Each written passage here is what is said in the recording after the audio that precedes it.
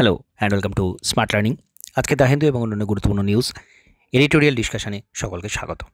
তো প্রথমেই খুব গুরুত্বপূর্ণ নিউজ রয়েছে, GST collection up 12.54% in February. তো জিএসটি কালেকশনটা কিন্তু একটা হিউজ জাম্প এখানে হয়েছে, আমরা দেখতে পাচ্ছি। Goods and service tax grew at a 3-month high pace of 12.54 in February to cross 1.68 lakh crore, marking the fourth highest monthly collection from the tax. তো 12.54% বৃদ্ধি হয়েছে, এটা খুব গুরুত্বপূর্ণ এবং এটা হচ্ছে ফোর্থ হাইয়েস্ট। যত ট্যাক্স এখনও পর্যন্ত কালেকশন হয়েছে জিএসটিতে বিভিন্ন মাসে, ফোর্থ হাইয়েস্ট এটা, তো সেটা যথেষ্ট বেশি। তো 2023-24 lifted the total collection so far this year to 18.4 lakh crore, 11.7 above the same period last year. তো 2023-24 অর্থবর্ষে টোটাল কালেকশন এখনও পর্যন্ত যেটা হয়েছে সেটা গত বছরে যেটা এখনও পর্যন্ত যে পোর্শনটা ছিল সেটার থেকে 11.7% বেশি। এটা গুরুত্বপূর্ণ বিষয়। দ্য গ্রস জিএসটিকিটি অফ এত lakh crore in February was 3.3% lower than the January updated collection number of এত। তো জানুয়ারি থেকে কিছুটা কম, কিন্তু অন্য বছরের যেটা ছিল তো সেটার থেকে অনেকটাই বেশি। তো এটা একটা গুরুত্বপূর্ণ বিষয়। জিএসটি কালেকশন বাড়ছে এবং যত বেশি ট্যাক্স কালেকশন বাড়বে তত সরকার বিভিন্ন গুরুত্বপূর্ণ খাতে এক্সপেন্ডিচার বাড়াতে পারবে, সেটা আরও অর্থনীতির পক্ষে ভালো। তো এরপর বিভিন্ন পলিটিক্যাল নিউজ রয়েছে, নট ইম্পর্টেন্ট। এখানে understand poaching plays big role in decline of Orissa's leopard. উড়িষ্যাতে যে সমস্ত লেপার্ড রয়েছে, চিতা রয়েছে, সেটা কিন্তু পোচিংয়ের কারণে, চোরা শিকারের কারণে অনেকটা ডিক্লাইন হয়ে যাচ্ছে, এটা গুরুত্বপূর্ণ। Odisha has witnessed a sharp decline in its leopard population, approximately 1/4 lost, primarily due to poaching between 2018 and 22. তো এই যে সময়টা পিরিয়ডটা, তার মধ্যে প্রচুর পরিমাণে কিন্তু চোরা শিকার হয়েছে, যে কারণে এটা যথেষ্ট পরিমাণে কমে গিয়েছে। Status of leopard India report released on Thursday presented a dismal picture of the big cat population in the state.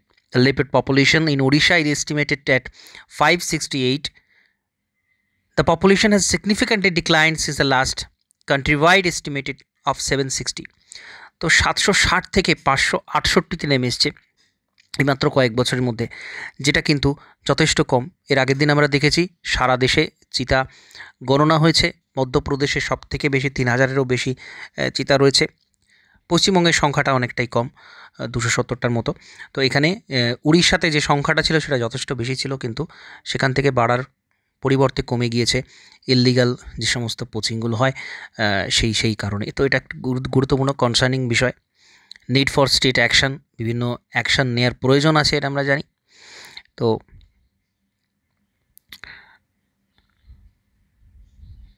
এখানে একটা এডিটোরিয়াল রয়েছে গুরুত্বপূর্ণ, change and continuity in India's Palestine policy. তো আন্তর্জাতিক পলিসির ক্ষেত্রে Palestine,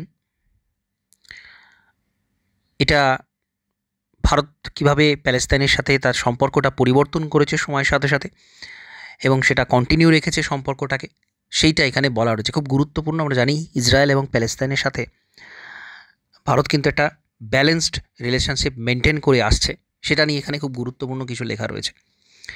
historically India has been a firm supporter of the Palestine cause. তো ঐতিহাসিক দিক থেকে ভারত কিন্তু মূলত প্যালেস্তাইনের supporter. And even when India's relationship with Israel flourished in the past 3 decades, এবং বিগত 3 দশকে ইসরায়েলের সাথে সম্পর্ক কিন্তু ভারতের অনেক বেশি উন্নতি হয়েছে। New Delhi has maintain a careful balance between it's new partnership and historical commitment towards Palestine. তো ইসরায়েলের সাথে নতুন পার্টনারশিপ এবং হিস্টোরিক্যাল যে প্যালেস্তাইনের সাথে সম্পর্ক রয়েছে সেটা মেনটেন করে এসেছে নিউ দিল্লি যথেষ্ট ভালোভাবে। A recent year there have been questions on whether India is abandoning this balance and tilting towards the Jewish state in a changing West Asia, where even Arab nations have been ready to sidestep the Palestine question for better bilateral ties with Israel. তো বর্তমান যেটা সময় চলছে সেখানে কিন্তু ভারত কিছুটা ইসরায়েলের দিকে ঝুঁকেছে, এটা আমরা দেখতে পাচ্ছি। ইভেন আরব কান্ট্রিগুলো, মধ্যপ্রাচ্যের যে দেশগুলো রয়েছে, তারাও কিন্তু ইসরায়েলের দিকে বাইল্যাটেরাল যে টাইজগুলো আমরা দেখেছি ইসরায়েলের সাথে, কিন্তু তারা সেই সম্পর্কগুলো তৈরি করতে শুরু করে দিয়েছে। তো এটা একটা পরিবর্তিত ক্ষেত্র। Immediately after the October 7 Hamas attack in Israel, in which at least 1,200 people, mostly civilian, were killed, Prime Minister Narendra Modi, in a post on X, said he was deeply shocked by the news of the terrorist attack. He said, "We stand in solidarity with Israel at this different hour." তো Hamas attack হয়েছিল October 7, যেখানে প্রায় 1200 মানুষ মারা গিয়েছিল, civilian মারা গিয়েছিল। তো তখন কিন্তু দুঃখ প্রকাশ করে এটা প্রাইম মিনিস্টার বলেছিলেন। Mister Modi, who become the first Indian prime minister to visit Israel in 2017, এটা একটা গুরুত্বপূর্ণ ঘটনা ছিল। এখান থেকে স্ট্যাটিক প্রশ্ন হতে পারে, প্রধানমন্ত্রী Narendra Modi first Indian prime minister যিনি ইসরায়েল ভিজিট করেছিলেন 2017-তে। Has a good personal chemistry with Israel prime minister Benjamin Netanyahu. Benjamin নেতানিয়াহুর সাথে তার ব্যক্তিগত ভালো সম্পর্ক রয়েছে। Supporters of mister Modi and the Bharatiya Janata Party hardly conceal their admiration towards Israel aggressive security model. তো ইসরায়েলের যে অ্যাগ্রেসিভ সিকিউরিটি মডেল আছে সেটা কিন্তু বিজেপি অনেকটা বেশি ভালো করে ফলো করে। On October 26, barely 3 weeks after the Hamas attack, India's abstained from a vote at the United Nations General Assembly that called for an immediate, durable, sustainable humanitarian truce in Gaza. India explained its stand by saying that there was no explicit commendation on October 7 terror attack in the resolution. All these factors suggested that India's historical policy towards Palestine was undergoing a paradigm shift. তো 7 তারিখে, অক্টোবরের 7 তারিখে যে terrorist অ্যাটাকটা হয়েছিল, সেখানে গাজাতে সেই অ্যাটাকটা হয়েছিল এবং সেখানে হামাস বাহিনী তারা অ্যাটাক করেছিল ইসরায়েলে তারা অ্যাটাক করে প্রথমে। তো সেখানে ভারত কিন্তু ইসরায়েলের পক্ষ নিয়েছিল প্রাথমিকভাবে, যেহেতু টেররিস্ট অ্যাটাক হয়েছে, তো টেররিজমের বিরুদ্ধে সকলেই তো স্বাভাবিকভাবে একটা স্ট্যান্ড নিয়েছিল এবং সেখান থেকেই মনে করা হচ্ছে যে একটা প্যারাডিম শিফট, একটা পারসেপশানের যে পরিবর্তন সেটা দেখা যাচ্ছে প্যালেস্তাইনের দিক থেকে ইসরায়েলের দিকে কিন্তু ঘুরেছে অনেকটাই। Evolving approach. India's Palestine policy has evolved over the years. When the United Nations General Assembly voted on a resolution to partition Palestine into a Jewish state, an Arab state, and an international city, Jerusalem, in November 1947, India, along with Pakistan and the Arab bloc, voted against it. তো United nation general অ্যাসেম্বলিতে যে vote হয়েছিল প্যালেস্তাইনে জিউ state তৈরি করার জন্য, সেখানে ভারত কিন্তু তার বিরোধিতা করে, অর্থাৎ প্যালেস্তাইনের পক্ষ নিয়েছিল। Prime minister Jawaharlal Nehru had compared the settler Zionist in historical Palestine to the Muslim League of undivided India. His position was that India, having gone through the horrors of partition, should not support the partition of Palestine. তো এখানে খুব স্পষ্টভাবেই ভারতের যে পার্টিশনের তিক্ত অভিজ্ঞতা সেটা প্যালেস্তাইনে যেটা না হয়, সেই কারণে এই ভোটিংটা করা হয়েছিল এইভাবে এটা বলা আছে। But when the state of Israel was declared in May 1948, India swiftly adopted a pragmatic line in 1950. It recognized Israel but stopped short of establishing full diplomatic relation. তো যখন 1948-এ দেখা গেল ইসরায়েল নামক নতুন রাষ্ট্রটা তৈরি হলো এই ভোটিংয়ের মাধ্যমে, যেখানে ভারত এগেনস্টে ভোট করেছিল, কিন্তু তারা ইসরায়েল রাষ্ট্রটাকে রিকগনাইজ করে মেনে নেয়, কিন্তু তার সাথে ডিপ্লোম্যাটিক রিলেশন তখন কিন্তু স্থাপন করেনি। Throughout the cold war, India, an advocated of third world autonomy, was one of the most vocal supporter of the Palestine cause. তো কোল্ড ওয়ারের সময় কিন্তু প্যালেস্তাইনের সাপোর্টার ছিল ভারত। After it established full diplomatic relation with Israel in 1922, bilateral ties between New Delhi and Tel Aviv began to deepen and broaden. তো 1992-তে ইসরায়েলের সাথে কিন্তু ভারতের ডিপ্লোম্যাটিক রিলেশনটা শুরু হয়। That is most important. এখান থেকে প্রশ্ন হতে পারে। 1992-তে ইসরায়েলের সাথে কিন্তু সম্পর্ক শুরু হয়, যেহেতু এটা যুদ্ধ চলছে এখনও, তো এখান থেকে কিন্তু অনেক প্রশ্ন আমরা দেখতে পেতে পারি। But India publicly maintain its support for a negotiated solution resulting in a sovereign, independent, variable and united state of Palestine, with its Jerusalem as its capital, living with secure and recognized border, side by side at peace with Israel as endorsed in the Arab Peace Initiative, the Quadrant Roadmap and relevant UNSC resolution. This means that India supported the creation of a Palestine state with its Jerusalem as a capital and based on the 1967 border. 1967 যে যুদ্ধের পরে প্যালেস্তাইনি ইসরায়েলের সাথে ব্যাপক যুদ্ধ হয়, মধ্যপ্রাচ্যের বিভিন্ন দেশ আক্রমণ করে। তো তারপরে 1967 যে চুক্তি হয়, ইস্ট জেরুজালেমকে ক্যাপিটাল করে প্যালেস্তাইন স্টেটটাকে নতুনভাবে তার সাপোর্টে ভারত কিন্তু এগিয়ে আসে। This position has evolved further after Mr. Modi became Prime Minister in February 2018 when he visited Ramallah in the occupied West Bank. He called for dialogue to find a permanent solution to this crisis, but stopped sort of saying anything on the status of Jerusalem or border. It does not mean that India support Israel claim over the whole of Jerusalem, but it will not talk about the continuation issue such as the capital and border anymore. যাই হোক 2018-তে সেখানে ভিজিটে যায় এবং যাওয়ার পরে ইস্যুটাকে সমাধানের কথা সেখানে তুলে ধরা হয়, যদিও যে পুরোপুরি জেরুজালেমের প্রতি যে ক্লেম ইসরায়েলের সেটা ভারত কখনোই সাপোর্ট করেনি। তো এটা একটা গুরুত্বপূর্ণ বিষয়, এখানেই কিন্তু একটা ডিপ্লোম্যাটিক পজিশন ভারতের ছিল। আফটার অক্টোবর 7 পর এই ঘটনা ঘটে এবং এই যে প্যালেস্তাইনে থেকে ইসরায়েলের দিকে ঝুঁকে পড়ার যে প্রবণতা সেটা কিন্তু তারপর থেকে বেড়েছে। ইন্ডিয়ার ইন্টারেস্ট এটা খুব গুরুত্বপূর্ণ। The support for Palestine cause even if limited it's rooted in tangible national interest. Israel ongoing offensive in Gaza, which has killed over 30,000 people, wounded some 70,000 and displaced nearly 90% of Gaza's population of 2.3 million, is one of the gravest humanitarian tragedies of the 21st century. তো এই যে এত মানুষের মৃত্যু, আহত হওয়া এবং 90% গাজার মানুষ তারা কিন্তু তাদের বাসস্থানচ্যুত। তো এই ঘটনা কিন্তু একবিংশ শতাব্দীর একটা tragedy. Israel, despite this rogue behavior, manages to avoid the wrath of the international law and system mainly because of unconditional support it enjoys from the US. But America's support for Israel and Tel Aviv, disregard for Palestine lives and international law have created strong reaction in the global south. তো US এর যে support তার মাধ্যমে কিন্তু বর্তমানে Israel এটা করতে পেরেছে, সম্ভব হয়েছে। এটা বলা হচ্ছে দক্ষিণের দেশগুলো, গ্লোবাল সাউথ, তারা কিন্তু এখানে রিয়াকশন দেখিয়েছে, স্ট্রং রিয়াকশন দেখিয়েছে। South Africa took Israel to the international court of justice, while Brazilian President Luiz Inacio Lula da Silva accuses Israel of committing genocide in Gaza. তো দক্ষিণ আমেরিকা, ব্রাজিল, এরা কিন্তু প্রত্যেকে ইসরায়েলের বিরুদ্ধে গিয়েছে। China has repeatedly called for a ceasefire, while Russia is hosting different Palestinian faction including Hamas. তো এরা কিন্তু প্যালেস্তাইনকে সাপোর্ট করছে।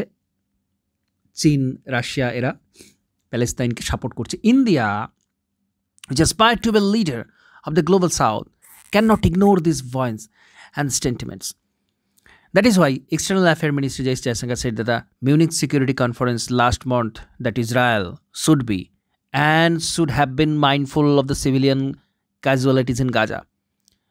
তো external affairs visitor S Jaishankar তিনি কিন্তু সাবধান হতে বলেছেন। ইসরায়েল তারা যে গাজাতে এই সাধারণ মানুষকে মারছে সেখানে কিন্তু তারা সাবধান হতে বলেছে, which is India's sharpest criticism of Israel war till now. এখনও পর্যন্ত যেটা সবথেকে স্পষ্ট ইসরায়েলের বিরোধিতা। তো এটা খুব গুরুত্বপূর্ণ বিষয়।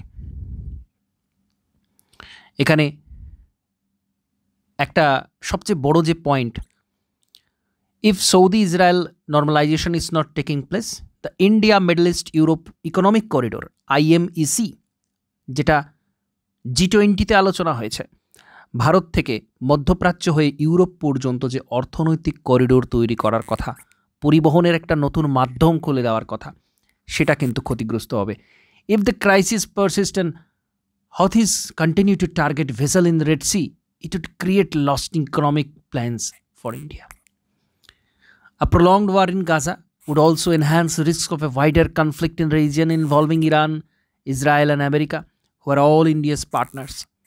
An immediate end of the war, restoration of order and stability in West Asia, and permanent fix to the Palestine question as much India's interest as anybody else in West Asia.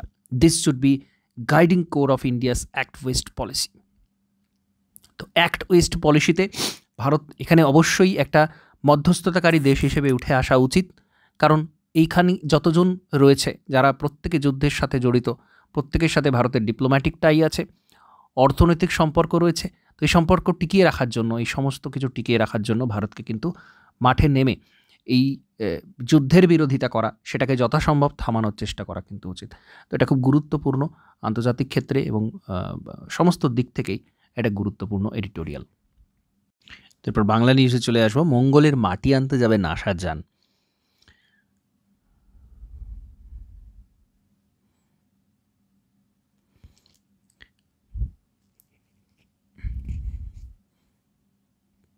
এখানে বিজ্ঞানী স্বাতী মোহনের কথা বলা হচ্ছে, যিনি ভারতীয় বংশোদ্ভূত নাসার বিজ্ঞানী।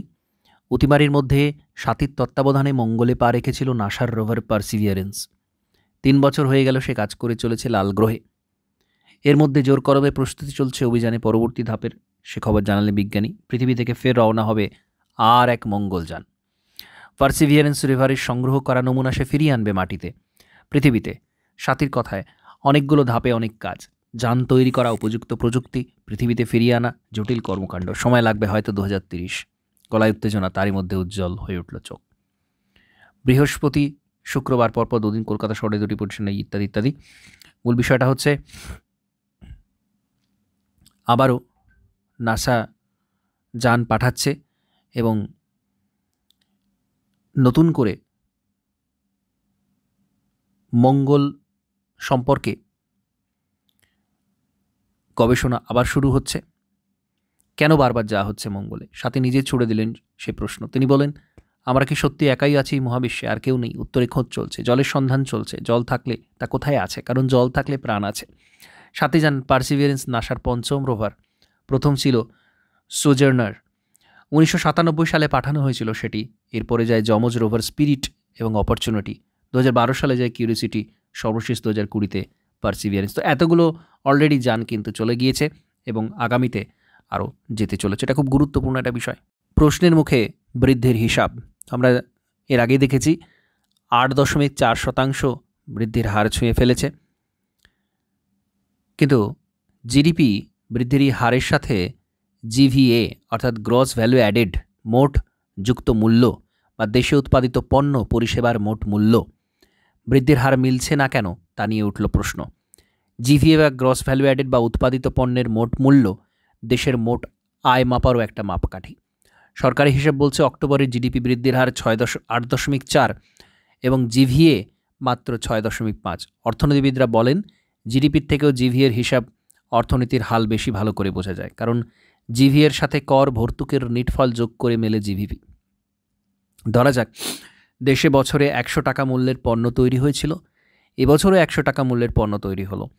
জিভিএর হিসেব বলবে বৃদ্ধির হার 0, কিন্তু পণ্যটিতে যদি এবছর 20 টাকা করে কর চাপে, তাহলে গত বছরের জিডিপি 100 টাকা হলে এবছর তা বেড়ে হবে 120 টাকা। সেক্ষেত্রে বৃদ্ধির হার 20%। কংগ্রেসের প্রধান মুখপাত্র জয়রাম রমেশের দাবি, অক্টোবর-ডিসেম্বরে 8.4 বৃদ্ধির পরে ফেকু মাস্টারের নেতৃত্বে বিজেপি স্পিন ডাইরেক্টররা বলছেন এটা চকমকে ভারতের প্রতিফলন। বাস্তবে নিট করে বড় মাপের পরিবর্তনের ফলে জিডিপি এত বেশি দেখাচ্ছে। অর্থনীতিবিদদের মতে কর আদায় 15% বাড়ায় জিডিপি জিভিএর বৃদ্ধির হারের মধ্যে এতখানি ফারাক রয়েছে। জিভিএ বৃদ্ধির হারই প্রত্যাশার সাথে সঙ্গতিপূর্ণ। তো যাই হোক, এখানে জিভিএর কথা বলা হচ্ছে, গ্রস ভ্যালু অ্যাডেডের কথা বলা হচ্ছে, যেখান থেকে মূল চিত্রটা বোঝা যায় কতটা ভ্যালু অ্যাড হলো, কতটা এক্সট্রা নতুন করে ভ্যালু অ্যাড হলো, সেইটা আরও পরিষ্কার পরিমাপক। আমরা জানি তো অর্থনীতির ক্ষেত্রে এটা এই ফারাকটা রয়েছে। কেন রয়েছে? কারণ করের হার, অতিরিক্ত কর হার বাড়ার জন্য এই বেশি জিডিপিটা আসছে, এখানে বলতে চাওয়া হচ্ছে। বাজারে কিন্তু নতুনভাবে আবার উঠেছে, নতুন শিখরে উঠেছে, 73,745 সেন্সেক্স বেড়েছে। যাই হোক, এগুলো খুব গুরুত্বপূর্ণ। তো আমরা এরপর এডিটোরিয়ালে চলে যাব। খুব গুরুত্বপূর্ণ একটা এডিটোরিয়াল রয়েছে, পরিবেশ দূষণ রোধের নতুন পন্থা ও জৈব প্লাস্টিক। বর্তমানে আমরা যে যুগে বাস করছি তাকে নিঃসন্দেহে প্লাস্টিকের যুগ বলা যেতে পারে। ঘরে বাইরে সর্বত্র শুধু প্লাস্টিক আর প্লাস্টিক। মানুষের দৈনন্দিন প্রয়োজনে প্লাস্টিকের এই অবাধ প্রবেশ আর্থিক দিক দিয়ে মানুষকে অনেকটা স্বাচ্ছন্দ্য এনে দিয়েছে, এই কথা 100% সঠিক। কিন্তু এর ব্যাপক ব্যবহার সমগ্র পরিবেশটাকেই দিনের পর দিন যেভাবে দূষিত করে তুলেছে তা ভাবার সময় এবার চিন্তা নিশ্চয়ই এসেছে। এবার আমাদেরকে সকলকে ভেবে দেখতে হবে প্রকৃতিকে দূষণমুক্ত করার জন্য এই মুহূর্তে আমাদেরকে কী করা প্রয়োজন। প্লাস্টিক নামক বস্তুটাকে আমরা ব্যবহার করব কেমনভাবে। প্লাস্টিক বহুল ব্যবহারের অন্যতম কারণ এটিকে যে কোনো আকৃতিতে রূপান্তরিত করা যায়। অতি উচ্চ তাপমাত্রা প্রতিরোধের ক্ষমতা তার আছে, আর আছে যথেষ্টভাবে ব্যবহারের বহুবিধ সুবিধা। অত্যন্ত নমনীয় উপাদান, মোটা, মাঝারি থেকে পাতলা, খুব পাতলা, যে কোনোভাবে তৈরি করা যায়, ব্যবহার উপযোগী করে নেওয়া যায়। গ্রামগঞ্জ শহর সর্বত্রই বিপুলভাবে ব্যবহৃত হচ্ছে প্লাস্টিক। প্লাস্টিকের আধুনিকীকরণের পর তা নিয়ে আবার শুরু হয়েছে মহাবিপ্লব। সর্বত্র স্থাপিত হয়েছে ছোট বড় অজস্র প্লাস্টিক কারখানা। বর্তমান শিল্পে ব্যবহার হচ্ছে মিথেন, ইথিলিন, অ্যাসিটিলিন ইত্যাদি নানান ধরনের পেট্রোলিয়ামজাত হাইড্রোকার্বন। তার ফল যে কী তা আমরা সহজে অনুভব করতে পারছি। ভীষণভাবে ভাবিয়ে তুলেছে পরিবেশবিদদের ইত্যাদি ইত্যাদি। সাধারণ বিষয় এখানে লেখা আছে। বিভিন্ন জাতের আলু, ভুট্টা, জব, আখ ইত্যাদি প্রাকৃতিক কৃষিজাত দ্রব্য সহযোগে উন্নত মানের প্লাস্টিক উৎপাদন করা সম্ভব, যা আবিষ্কার করেছেন বিজ্ঞানীরা। এগুলি সহজলভ্য নয়, তৈরি করার জন্য খরচও হয় অনেক কম। শুধুমাত্র সহজলভ্যই নয়, খরচও কম হয়। এই ধরনের জৈব প্লাস্টিক ব্যবহারের সুবিধা হলো তা একবার ব্যবহার করার পর আবারও ব্যবহার করা সম্ভব হবে। যেটুকু করা যাবে না তাও লাগানো যাবে অন্যান্য অনেক প্রয়োজনে। এই ধরনের প্লাস্টিক ব্যবহারের পর তা যদি পরিত্যক্ত অবস্থাতেও থাকে তাহলে পরিবেশের ক্ষতি করবে না এতটুকু, কারণ তা পরিত্যক্ত থাকা অবস্থাতে নানান ধরনের ছত্রাক সহ আর অনেক অণুবীক্ষণিক জীবের আক্রমণে একেবারে ভেঙে যাবে পুরোপুরিভাবে। ভেঙে যাওয়ার পর তা থেকে উৎপন্ন হবে জল, কার্বন ডাইঅক্সাইড সহ আরও অনেক জৈব পদার্থ। আপনি পাওয়া কার্বন ডাইঅক্সাইড বাতাসের সাথে মিশে গেলে প্রাপ্ত জল, জৈব পদার্থগুলো পচন ক্রিয়ার মাধ্যমে উন্নত মানের সার উৎপাদন করবে, যা কৃষিকাজে খুব সুন্দরভাবে ব্যবহার করা সম্ভব হবে। এই ধরনের জৈব প্লাস্টিক ভীষণভাবে পরিবেশ রক্ষা, প্রস্তুত করার জন্য খরচ কম, ঝুঁকি প্রায় নেই বললে চলে। এই ধরনের প্লাস্টিক থেকে শুধুমাত্র ছোটো বড়ো বাক্স তৈরি হয় না, হয় বাড়িঘরের আচ্ছাদন হিসেবে অ্যাসবেস্টস, কৃত্রিম তন্তু, ছোটদের খেলনাপাতি, গৃহকর্মের ব্যবহৃত অনেক সামগ্রী। দামের দিক থেকে সেগুলো সস্তা হয়, বহনের ক্ষেত্রে সুবিধাজনক। এই সমস্ত সুবিধা এখানে রয়েছে, ভীষণ টেকসই। জৈব প্লাস্টিকের উৎপাদন সর্বপ্রথম শুরু করে জাপান। মোটর কারখানা কর্তৃপক্ষের ইঞ্জিনিয়াররা প্রথমে প্লাস্টিকের সাহায্যে মোটর গাড়ির চাকা উৎপাদনে সক্ষম হন। তার দেখা দেখি আগ্রহী ওঠেন মার্কিন যুক্তরাষ্ট্রের বিজ্ঞানীরা। এইখান থেকে সয়াবিন থেকে নতুন ধরনের প্লাস্টিক তৈরি করতে সক্ষম হন, যার উৎপাদন সহজসাধ্য, খরচ অনেক কম। তো এই সমস্ত সুবিধা রয়েছে। এই প্লাস্টিক উৎপাদনে উৎসাহী হয়েছে বিশ্বের প্রায় সমস্ত দেশই। পরিবেশকে সুরক্ষিত রাখার তাগিদে হোক, খরচ কমানোর তাগিদ, বিজ্ঞানীরা এই নিরলস প্রচেষ্টা যে ভবিষ্যতে আরও সফলতার মুখ দেখতে সক্ষম হবে সেখানে কিন্তু সকলে একমত। তো এটা খুব গুরুত্বপূর্ণ একটা বিষয়, জৈব প্লাস্টিক। এরপর আমরা আরেকটা গুরুত্বপূর্ণ এডিটোরিয়ালে চলে যাব।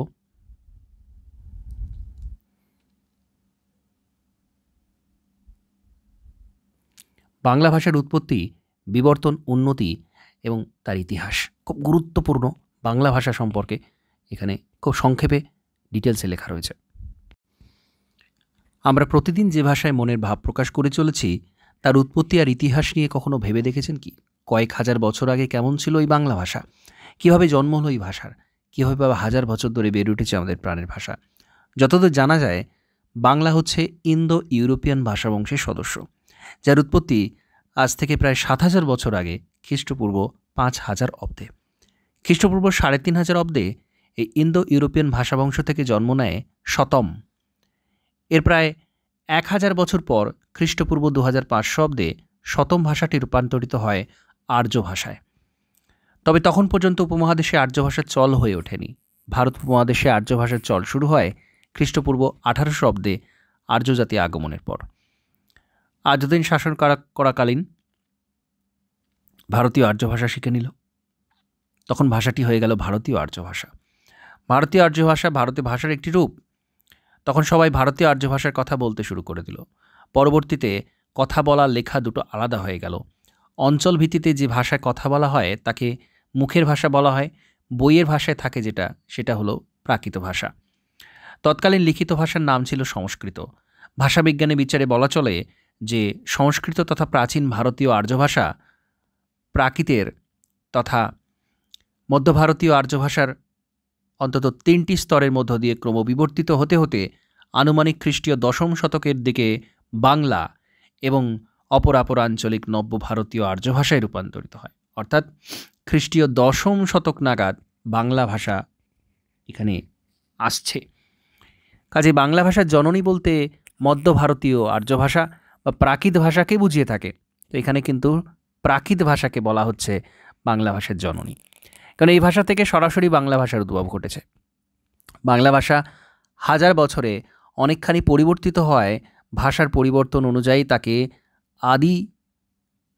আদিমধ্য, অন্তমধ্য এবং আধুনিক যুগ এই 4টি পর্বে বিভক্ত করা হয়।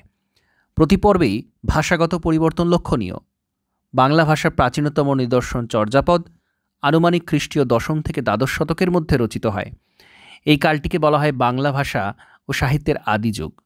বৌদ্ধ সিদ্ধাচার্যগণ সদ্য উদ্ভূত বাংলা তাদের সাধন ভজন বিষয়ক তত্ত্বাদি এই গ্রন্থে বিভিন্ন পদের আকারে রচনা করেছিলেন। চর্যাপদ ধর্মীয় সাহিত্য খ্রিস্টীয় 13 থেকে 14 শতাব্দীর অর্ধাংশ পর্যন্ত ছিল ক্রান্তিকাল।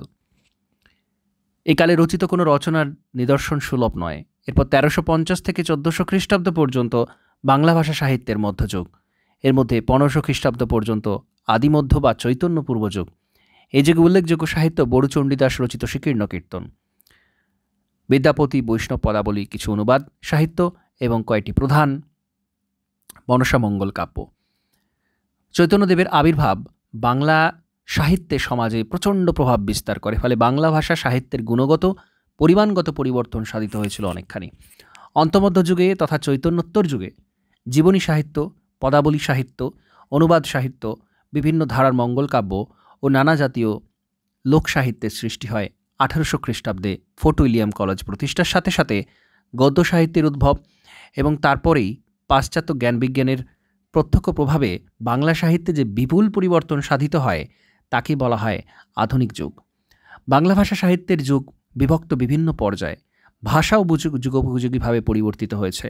মুখের ভাষা অর্থ প্রাকৃত ভাষাকে আবার 2 ভাগে ভাগ করা হয়। গৌড় অঞ্চলে যে ভাষায় কথা বলা হতো তাকে বলা হলো গৌড়ীয় প্রাকৃত, এবং মগধ নামে যে এলাকা ছিল, যে ভাষায় কথা বলা হতো সেটির নাম ছিল মগধী প্রাকৃত।